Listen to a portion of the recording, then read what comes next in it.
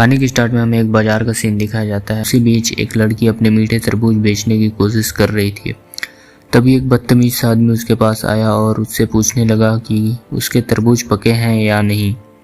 वह आदमी दोहरे मतलब वाले मजाक करने लगा, जिससे लड़की असहज महसूस करने लगी।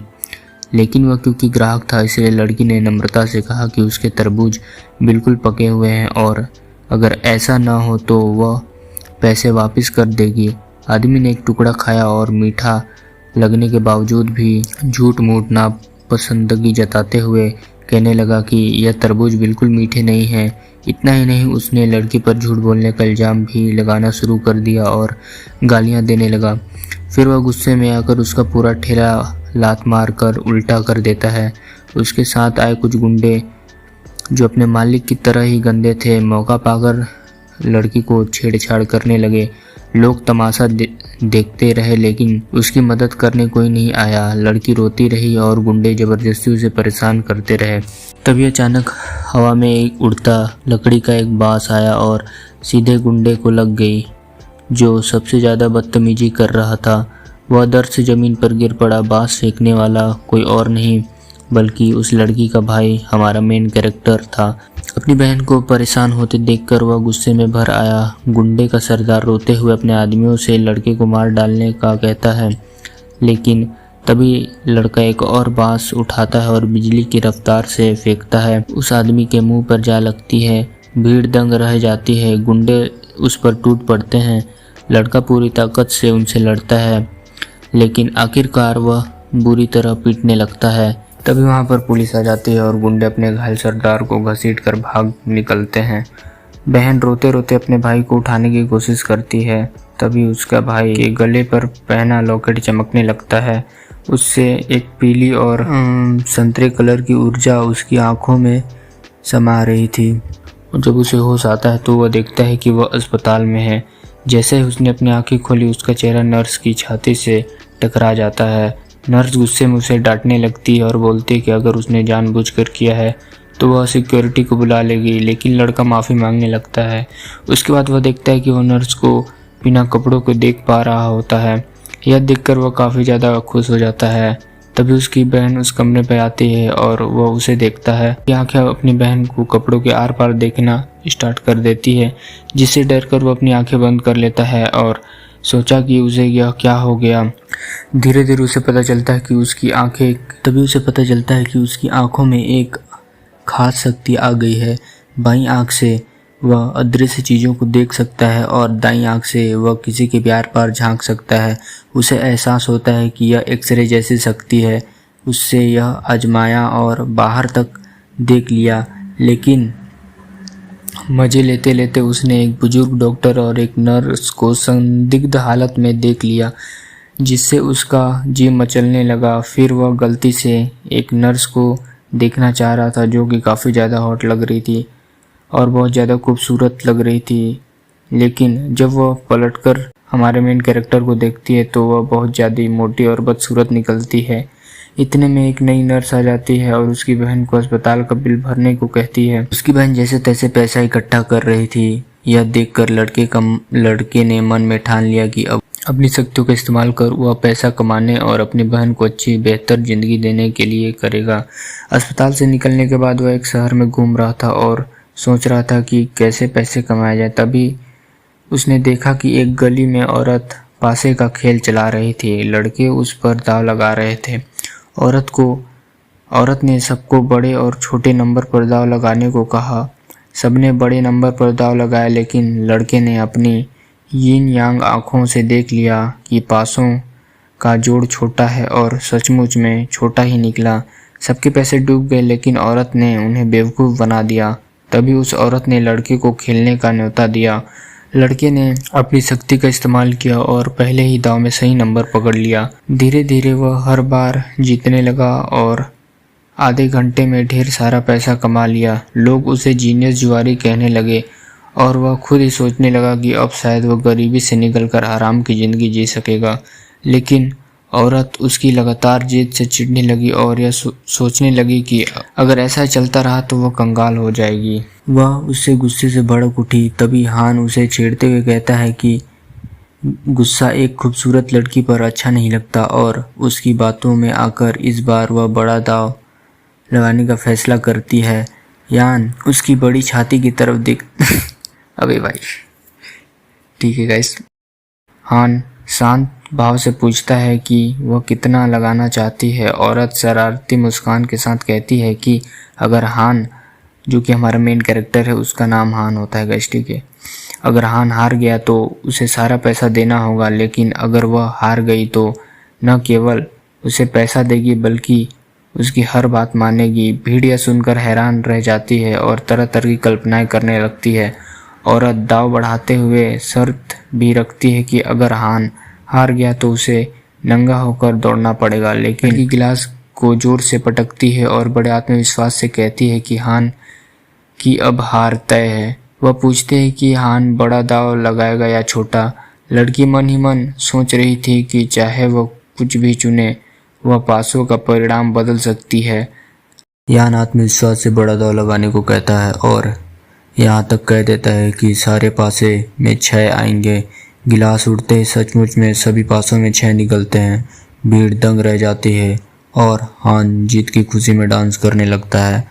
लड़की इस मौके का फ़ायदा उठाकर भागने की कोशिश करती है, लेकिन हान तुरंत उसके पीछे दौड़ पड़ता है। वह उसे पकड़ लेता है और कहता है कि उससे दाव हारा है, अब वादा निभाना होगा।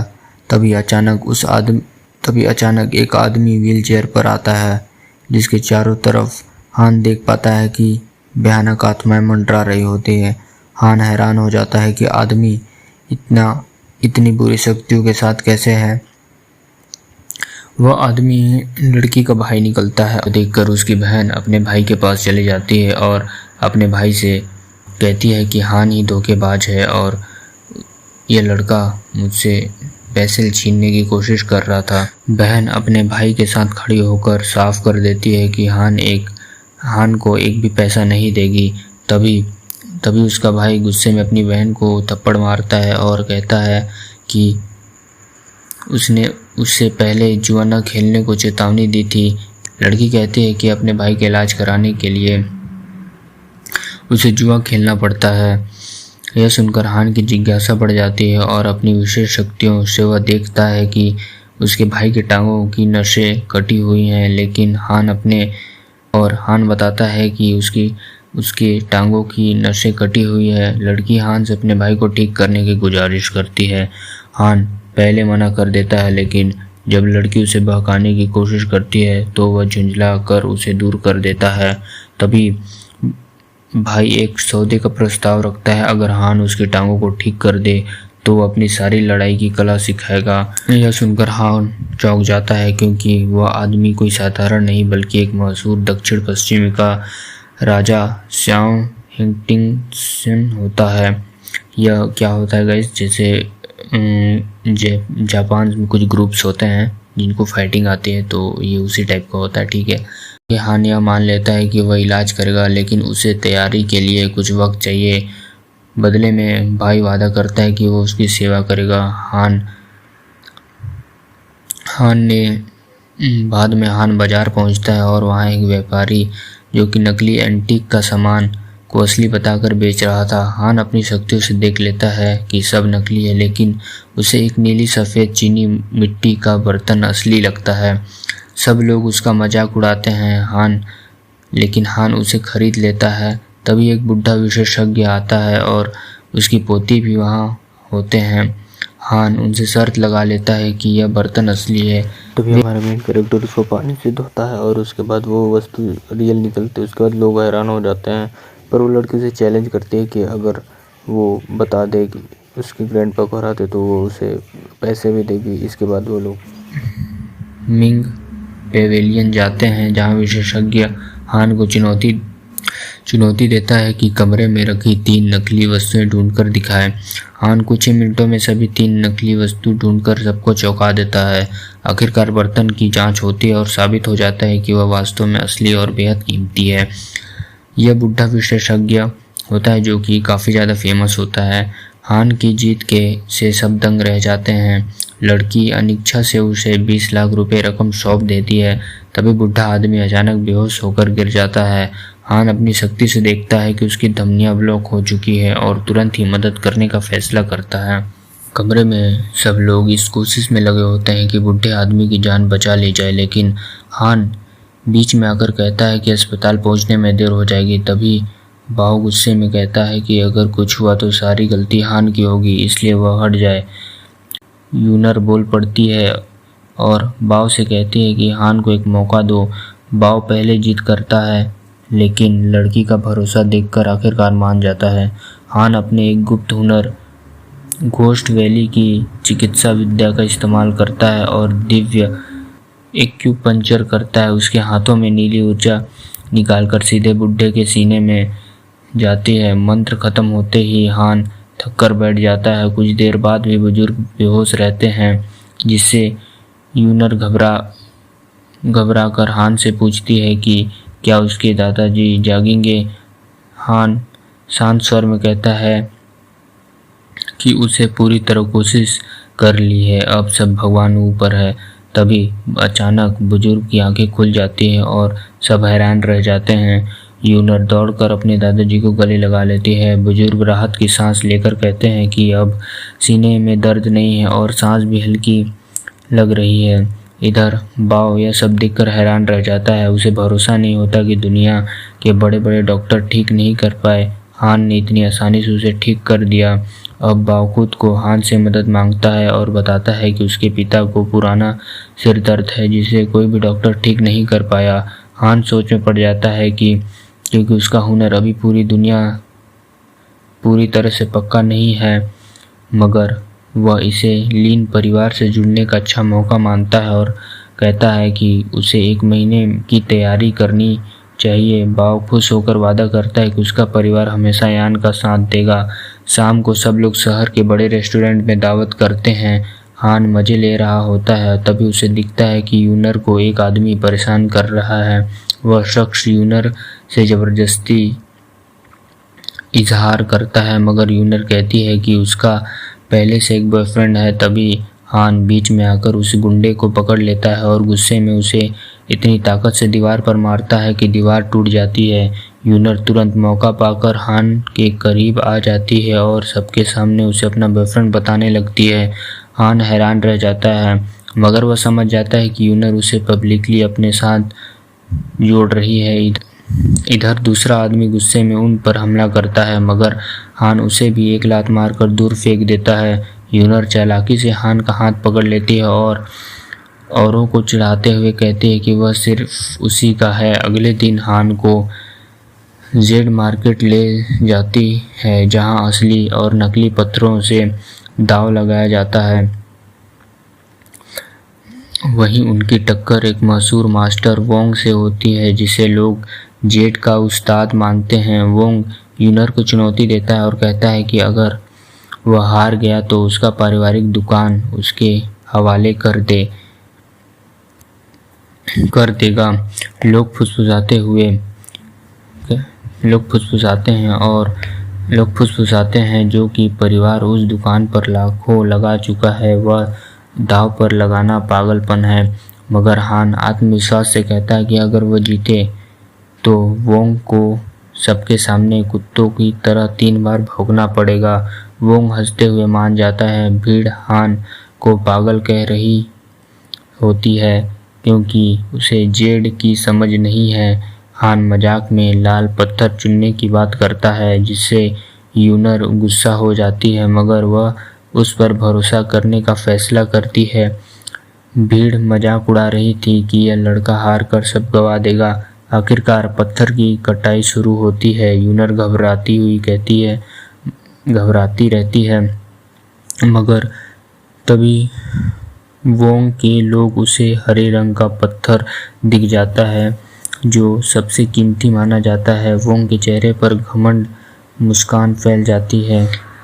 जैसे ही वह हरा जेड पत्थर बाहर आता है, सबकी आंखें फटी की फटी रह जाती है। भीड़ उसकी दुर्लभता की तारीफ के पुल बांधने लगती है और बोली भी शुरू हो जाती है। इधर हान ने अभी तक अपना पत्थर काटा भी नहीं था। बुजुर्ग भीड़ से कहते हैं कि हान पत्थर की कटाई के बाद ही बोली लगेगी, लेकिन सबको पूरा यकीन हो चुका है कि जीत तो पहले ही तय है। यूनर चिल्लाकर हान से कहती है कि अब वह टाइम बर्बाद मत करो, पत्थर काटो। आखिरकार हान अपनी कुल्हाड़ी उठाता है और प्राकृतिक शक्ति का इस्तेमाल करता है और जोरदार प्रहार करता है। टुकड़ों से निकलने वाली रोशनी इतनी तेज होती है कि बुजुर्ग को भी अपनी आंखें ढकनी पड़ती है। तब जब चमक कम होती है तब सब लोग दंग रह जाते हैं। हान के हाथ में खालिस जेड होता है। भीड़ जो अब तक उसका मजाक उड़ा रही थी हल्का हक्का बक्का रह जाती है। यहाँ तक कि बुजुर्ग को भी यकीन नहीं होता और वह हान पर धोखाधड़ी का आरोप लगाता है, मगर हान शांत रहता है और तुरंत ही दूसरा पत्थर तोड़ देता है। वहाँ से भी शुद्ध जेड निकलकर आता है। भीड़ की आंखें और फैल जाती हैं। हान रुकता नहीं, एक के बाद एक पत्थर तोड़ता है और हर बार कीमती जेड सामने आता है। बुजुर्ग का माथा पसीने से भीग जाता है और उसकी हालत खराब हो जाती है। इधर कुछ देर में हालत ऐसे हो जाते हैं कि सभी लोग हान के आगे झुक जाते हैं। सिर्फ बुजुर्ग ही जिद पकड़े रहता है। का दाव पूरा करने का वक्त आ गया है। यूनर बताती है कि की कीमत करीब 35 मिलियन युआन है। यह सुनते ही भीड़ जोश में बोली लगाना शुरू कर देती है, 5 मिलियन से 25 मिलियन तक। बुजुर्ग अपने पत्थर की बोली लगाने की कोशिश करता है, लेकिन उसका ग्राहक गुस्से में उसे घूसा मार देता है और कहता है कि उससे मास्टर हान के खिलाफ दाव लगाकर बड़ी गलती की। कुछ और ग्राहक भी ऐलान करते हैं कि अब उसे कोई भी हान का अपमान करने की जरूरत नहीं करेगा। बुजुर्ग गुस्से में वहां से निकलने की कोशिश करता है, मगर हान कुल्हाड़ी से उसके पैरों के बीच से फेंक कर उसे रोक देता है। हार कर बुजुर्ग सबके सामने कुत्ते की तरह भौंकना शुरू कर देता है। सबकी नज़रों में उसकी इज्जत मिट्टी में मिल जाती है। इसी बीच हान यूनर को पास खींचकर सबके सामने कहता है कि अब कोई इस लड़की को तंग नहीं करेगा। यूनर भी हान का हाथ पकड़ लेती है और पूरा माहौल रोमांटिक हो जाता है। बुजुर्ग भाग निकलता है, मगर हान मजाक में सोचता है कि उसे पैसों की वसूली करना भूल गया। भीड़ में से एक ग्राहक आगे आता है और कहता है कि हान का जेड 25 मिलियन में खरीदने के लिए वह तैयार है और एडवांस में पैसा देगा। यह सुनकर हान अपने सपनों में खो जाता है और सोचने लगता है कि अब वह अमीर हो चुका है, मगर यूनर हान कह देता है कि सबसे कीमती जेड सिर्फ यूनर के लिए है, बाकी पत्थर बेचे जा सकते हैं। यह सुनकर ग्राहक निराश होकर चले जाते हैं, मगर यूनर हान की इस बात से खुश हो जाती है। आखिरकार वह उसके गले पर एक मीठा चुंबन दे नवे भाई ठीक है भाई, ठीक है, सहना पड़ता है भाई। हान इतना शर्मा जाता है कि उसकी नाक से खून बहने लगता है। भीड़ के सभी लड़के जलने लगते हैं। इस लड़के की किस्मत कितनी ज़बरदस्त है, यह सोचकर हान को सुकून मिलता है। उसने कि उसने करोड़ों कमा लिए। अब उसकी बहन को अपनी दुकान चलाने में कोई परेशानी नहीं होगी। यूनर उसे सपनों में से जगाकर कहती है कि अब भागना होगा, वरना रास्ते में दुश्मन रोक सकते हैं। दोनों हाथ पकड़कर कार में बैठते हैं और तेजी से निकल जाते हैं, लेकिन जैसे ही सड़क पर पहुंचते हैं अचानक एक कार उनका रास्ता रोक देती है। उनसे कई गुंडे निकलते हैं, जिनका नेता वही लाल बालों वाला बदमाश होता है जिसे हान ने पहले हराया था। वह बदला लेने आया था। धमकी और तानों के बीच हान अपनी शक्ति दिखाता है और सबको धूल चटा देता है।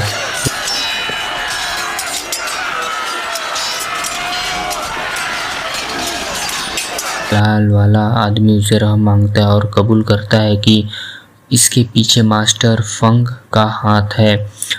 अब हान समझ जाता है असली दुश्मन कौन है। यूनर भी उसे चेतावनी देती है कि मास्टर फंग बहुत बड़ा धोखेबाज, बहुत बड़ा संघाई का गैंगस्टर है, मगर हान शैतानी मुस्कान के साथ कहता है कि अब वक्त आ गया उसे सबक सिखाने का।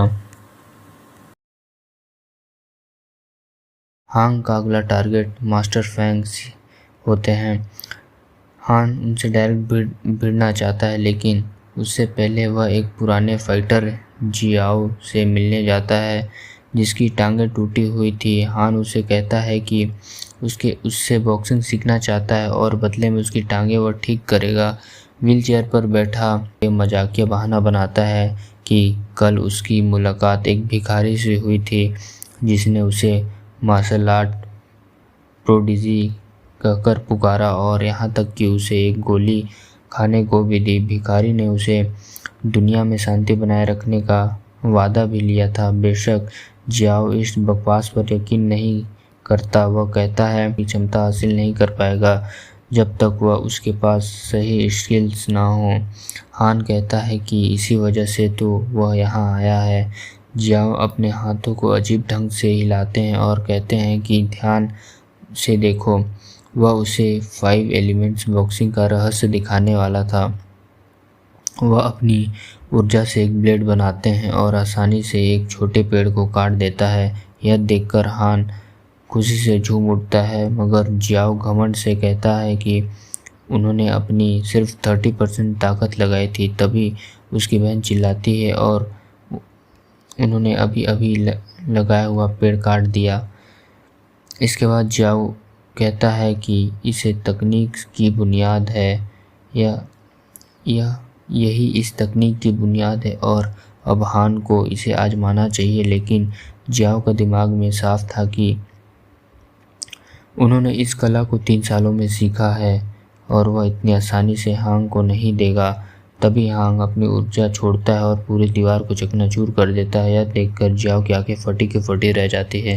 हान खुश होकर पूछता है कि कैसा रहा, मगर जियाओ अपनी हार छिपाते हुए कहता है कि सब ठीक था, इतना कुछ खास नहीं था। इसके बाद वह एक किताब निकालकर हान को दे देता है और कहता है कि इससे उसके सारे राज लिखे हैं, पढ़ लो और समझ ना आए तो सवाल करना। पीछे खड़ी जियाओ की बहन दीवार टूटने पर आग बबूला हो जाती है और गुस्से में हान को जमकर पीट देती है। वह कहती है कि अब जब तक इसका नुकसान ठीक नहीं होगा वापस मत आना।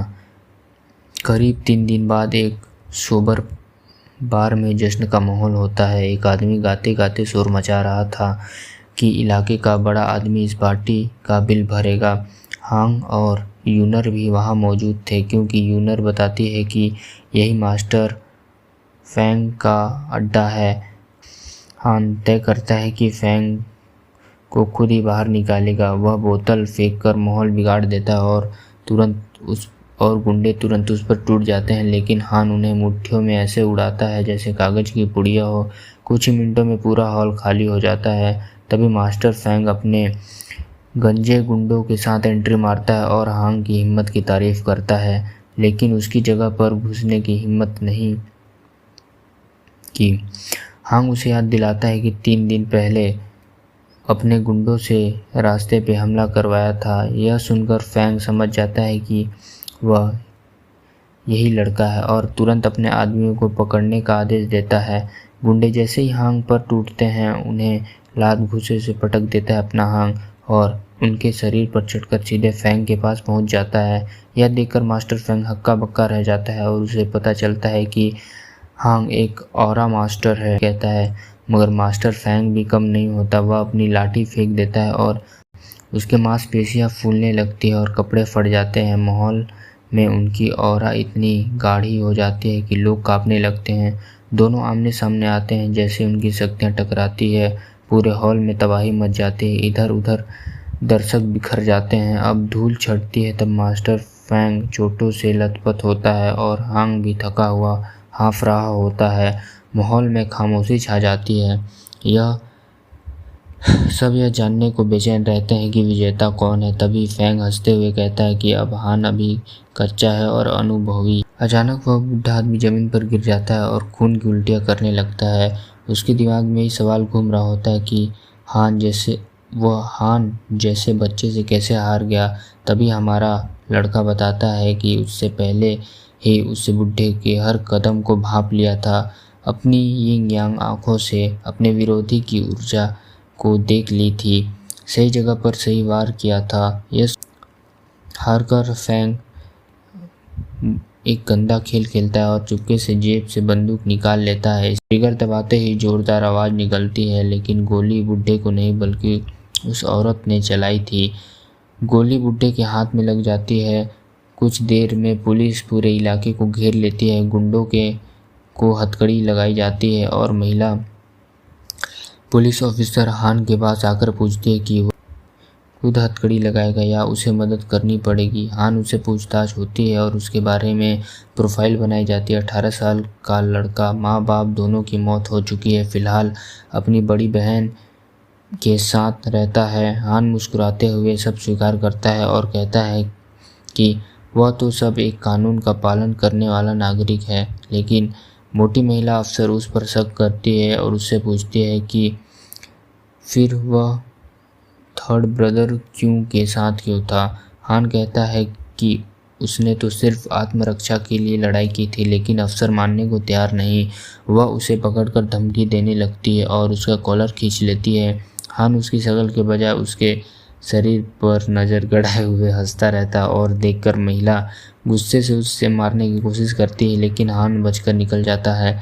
उसकी हरकतों से वह औरत चिढ़ जाती है। तभी दूसरा पुलिस ऑफिसर आकर बताता है कि डायरेक्टर जो पहुंच चुके हैं, वो फैंग के गुंडे को रिहा कर दिया गया है। असल में डायरेक्टर भी भ्रष्ट निकलता है और फैंग का साथ मिला हुआ होता है। यह फैंग को निर्देश बताकर सारी जिम्मेदारी हान पर डालने की कोशिश करता है। हान शांत रहता है और कहता है कि वह सबूत दिखा सकता है। तभी उसके दोस्त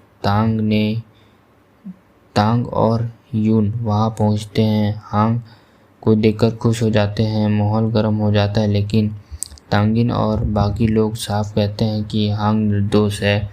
फिर डायरेक्टर जियाओ आता है और सारे सबूत सामने रख देता है। मोटा भ्रष्ट डायरेक्टर पकड़ा जाता है और उसकी नौकरी छीन जाती है। पुलिस गुंडों और फैंग दोनों को गिरफ्तार कर लेती है। हांग चैन की सांस लेता है और कहता है कि यही होता है जब आम नागरिक से पंगा लिया जाता है। उसके बाद सब दोस्त एक रेस्टोरेंट में जाकर साथ बैठते हैं और बियर पीते हैं और मौज मस्ती करते हैं। हांग सबको शुक्रिया कहता है और तांग हंसकर जवाब देता है कि यह तो उसका फर्ज था। यूनर को भी सब चिढ़ाते हैं क्योंकि उसने अपने परिवार का नाम लगाकर मदद की थी। हान शरारत में कह देता है कि अब तो वह उसकी गर्लफ्रेंड है, लेकिन यूनर तुरंत उससे दूर ढकेल देती है। सब हंस पड़ते हैं। रात भर पार्टी करने के बाद हान और उसके दोस्त अलग अलग अपने घर निकलते हैं। हांग अपनी नकली गर्लफ्रेंड को लेकर होटल पहुंचता है। वहां ढेर सारी मज़ेदार और अजीब फल होते हैं। लड़की को उल्टी करना, नशे में बेहाल होना और हांग का मन भी गलत ख्यालों में खो जाना। लेकिन जब लड़की को होश आता है तो वह उसे शक होता है कि हान ने उसका फ़ायदा उठाया है। हान सफाई देता है कि उसने ऐसा कुछ नहीं किया है। वह मान लेती है, लेकिन फिर भी उसे धमकाती है। अब से वह उसकी हर बात मानेगा क्योंकि उसने पुलिस से बचाकर उसका एहसान किया है। हान मान जाता है और वहाँ से निकल जाता है। बाहर आते ही तांग फिर मिल जाता है और उसे कार में बैठा लेता है। हांग कहता है कि उसे अपनी बहन को ढूंढना है और नौकरी छुड़वानी है। कुछ देर गाड़ी चलने के बाद वे कंपनी की बिल्डिंग के सामने पहुंच जाते हैं जहां हांग की बहन काम करती है। गेट पर खड़े दो गार्ड घबराए हुए लगते हैं। उनमें से एक कहता है कि कोई बड़ा नेता इंस्पेक्शन के लिए आया है। वे लोग तुरंत अपने लीडर को सलाम करते हैं और हान भी हाथ मिलाकर उनके मेहनत की तारीफ करता है। असल में हान यहाँ अपनी पुरानी कंपनी में आया ताकि अपनी बहन को 9 से 5 की नौकरी से छुटकारा दिला सके। मुस्कुराकर बताता है कि वह रिजाइन करने आया है, इसलिए चिंता करने की कोई ज़रूरत नहीं है। वह तांग को बताता है कि बचपन से ही वह उसकी बहन इसी फैक्ट्री में काम कर रहे हैं और एक दूसरे पर निर्भर हैं। इसी वजह से अगर कभी वह थोड़ा अकड़ू लगे तो दोष मत देना। तांग भी कहता है कि उसे अकड़ने का पूरा हक है क्योंकि उसने मेहनत से सब कमाया है। अब वे मैनेजर के ऑफिस में पहुंचते हैं तो तांग को अंदर कुछ गड़बड़ी लगती है। झांक कर देखने पर पता चलता है कि उसकी बहन का बदन लगभग खुला है और वह कांपते हुए उस गंदे मैनेजर से रुकने की भीख मांग रही है, पर वह नीच आदमी उसकी बात न मानकर धमकी देता है और कि अगर उसने आवाज़ की तो वह उसे और उसके भाई दोनों को नौकरी से निकाल देगा। आंसू भरी आंखों से वह आदमी को फैक्ट्री डायरेक्टर से शिकायत करने की धमकी देती है, मगर मैनेजर हंसते हुए बताता है कि डायरेक्टर उसका साला है। तभी गुस्से से भरा हान कमरे में घुसता है और जोरदार लात मारकर उस कमीने का चेहरा दीवार से दे मारता है। दीवार तक टूट जाती है। उसकी बहन घबरा जाती है कि उसने मैनेजर को क्यों मारा, वरना अब सब बर्बाद हो जाएगा। लेकिन हान उसे समझाता है कि वो तो रिज़ाइन करने आया है और चाहता है कि उसकी बहन भी नौकरी छोड़ दे, क्योंकि उसने अब काफ़ी सारा पैसा कमा लिया है। मैनेजर खून से लथपथ हान को मारने की धमकी देता है और गार्ड्स को बुलाने के लिए फ़ोन करता है। उसकी बहन हान को भागने को कहती है, मगर हान आत्मविश्वास से कहता है कि वह सब संभाल लेगा। बाहर खड़ा तांग भी कहता है कि यहाँ गुंडे हान का कुछ नहीं उखाड़ सकते। लेकिन कुछ देर बाद सचमुच डंडे और क्लब लेकर गुंडे ऑफिस में घुस आते हैं। सब हान पर टूट पड़ते हैं, लेकिन पल भर में वही गुंडे जमीन पर पड़े कहरा रहे होते हैं। हान शांत खड़ा रहता है। कर्मचारी हैरान रह जाते हैं और बहन भी दंग रह जाती है कि उसका भाई इतना ज़बरदस्त कैसे हो गया। हान बताता है कि उसने मार्शल आर्ट की ट्रेनिंग की है। इसी बीच भागने की कोशिश करता मैनेजर हांग की एक और ज़बरदस्त पंच से रुक जाता है। वह डर के मारे घुटनों के बल बैठकर रम की भीख मांगने लगता है। सब खुश हो जाते हैं कि यह गंदा मैनेजर आखिरकार झुक गया। बहन हान से कहती है कि उसे जाने दो और हांग भी कहता है कि चल भाग यहाँ से। तभी फैक्ट्री डायरेक्टर आता है और सबका हाल देखकर हैरान रह जाता है। मैनेजर वोंग रोते हुए डायरेक्टर से मदद मांगता है और सारा दोष हान पर डाल देता है, मगर तांग सच सामने रख देता है। इसी दौरान मजदूर भी गुस्से में मैनेजर पर चीज़ें फेंकने लगते हैं। डायरेक्टर पहले तो चुप रहता है, लेकिन जब उसे पता चलता है कि हांग मेयर के बेटे के साथ आया है और गार्ड्स ने भी रिपोर्ट कर दी है, तो उसका चेहरा सफ़ेद पड़ जाता है। वह मजबूरी में अपने ही साले वांग को सबके सामने थप्पड़ मारता है और बुरी तरह से पीटता है। सभी लोग दंग रह जाते हैं कि डायरेक्टर अपने रिश्तेदार को पीट रहा है। आखिर में डायरेक्टर घोषणा करता है कि मैनेजर वांग को नौकरी से निकाल दिया गया है। सब लोग खुश हो जाते हैं। हांग और उसकी बहन साफ कह देते हैं कि अब वो इस फैक्ट्री पर कभी वापस नहीं आएंगे। बाहर निकलते ही बहन चिंता जताती है कि नौकरी छोड़ने के बाद अब पैसों की ज़रूरत होगी। हान उसे बताता है कि उसने हाल में ही कीमती जेड बेचा है और इस करोड़ों रुपए कमा लिए हैं। बहन हैरान रह जाती है और उससे मजाक में हिलाकर पूछते हैं कि सच बता। इसके बाद वे मॉल में जाते हैं। हान अपनी बहन को महंगे कपड़े और जूते दिलवाता है। बहन हिचकिचाती है, मगर हान और तांग दोनों कहते हैं कि अब उसके लिए खर्च करना उसका हक है। तभी मॉल में उनका सामना एक बावलुओ नाम के किसी लड़के से होती है, जिसने पहले यूनर को परेशान किया था। वह हान का मजाक उड़ाता है, मगर जब हान आसानी से लाखों रुपए का बिल कार्ड से चुका देता है तो बालुओ और उसकी गर्लफ्रेंड के होश उड़ जाते हैं। मगर आगे मामला हीरा तक पहुंच जाता है कि जिसकी कीमत 1.5 मिलियन होती है।